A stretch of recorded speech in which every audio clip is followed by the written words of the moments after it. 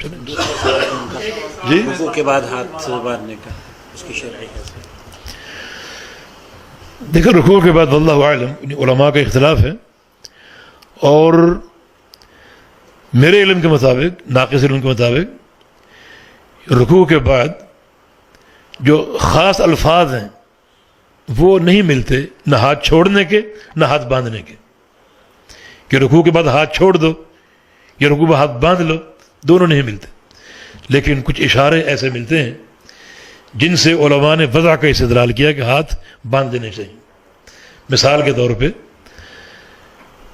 سنن نسائی کی حدیث، اس کا اثر صحیح بخاری میں بھی ہے کہ رسول کریم صلی اللہ علیہ وسلم جب بھی کھڑے ہوتے تھے تو آپ کے ہاتھ بندھے ہوتے تھے، اور نماز میں کھڑا ہونا دو موقعوں پر ہے، ایک قبل الرکوع اور ایک بعد الرکوع۔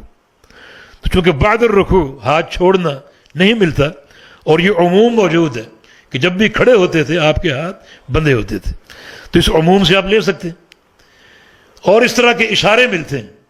مثلا صحابہ کا بیان ہے کہ رسول کریم صلی اللہ علیہ وسلم بعض اوقات رکوع سے اٹھتے اور زیادہ کھڑے ہوتے، طویل قیام کرتے، حتیٰ ظننا انہ نسیہ، حتیٰ کہ ہمیں یہ گمان گزرتا کہ شاید آپ کو غلطی لگی، بھول گئے آپ۔ اس بھولنے کا معنی کیا ہے؟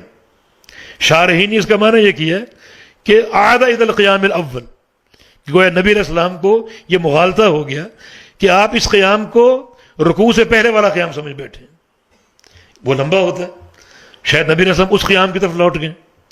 اور یہ وہم کب پیدا ہوگا صحابہ کے دل میں؟ جب ہاتھ بندھے ہوں گے۔ اگر ہاتھ چھوڑے ہوئے ہیں تو یہ وہم پیدا ہو ہی نہیں سکتا۔ تیسری چیز یہ ہے کہ نماز کی کوئی شکل آپ مخلوق کے سامنے نہیں دھار سکتے۔ نماز میں رکوع ہے، رکوع اللہ کے لیے، مخلوق کے سامنے رکوع نہیں کر سکتے۔ سجدہ نماز میں ہے، اللہ کے لیے، اور مخلوق کے سامنے سجدہ نہیں کر سکتے۔ یہ تشہد کی صورت جو ہے یہ نماز کی مخصوص ہے، مخلوق کے سامنے نہیں کر سکتے۔ اور اسی طرح قیام، ہاتھ باندھ کے کھڑا ہونا، یہ مخلوق کے سامنے اس طرح نہیں کھڑے ہو سکتے۔ اور اگر اب ہاتھ چھوڑنا بھی نماز کی حالت ہے رکوع کے بعد، تو پھر اس طرح بھی نہیں کھڑے ہو سکتے، یہ بھی نماز کی کیفیت ہے۔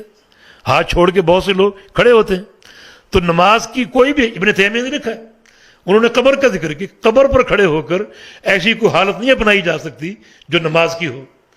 اب قبر پر کیسے کھڑے ہوں گے؟ یوں کھڑے ہوں گے تو یہ نماز کی حالت ہے، ناجائز ہے۔